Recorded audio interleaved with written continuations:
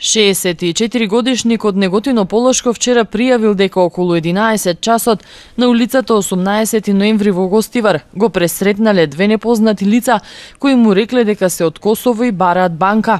Според нивното кажување, едниот планирал да му продаде рачен часовник на другиот, но дека не можат да се договорат за плаќањето, бидејќи добро не ги разликувале парите. Потоа побарале да им даде негови пари за да извршат купопродажбата.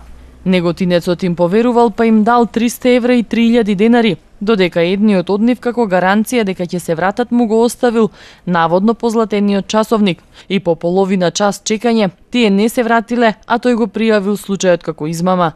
Ваквиот вид измами, информираат од ЦВР, повремено се повторуваат, па затоа апелираат оттаму граѓаните да не наседнуваат на измислени приказни од непознати лица, да избегнуваат секакви контакти со такви лица и да не купуваат никакви производи од нив.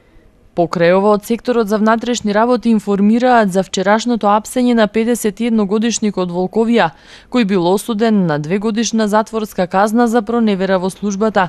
Набрзо по приведувањето предаден е на издржување на казна во казнено-поправната установа во Тетово.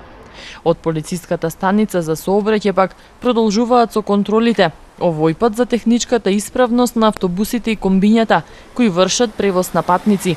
Вкупно контролирани биле 68 возила, од кои дури 57 се покажало дека се неисправни.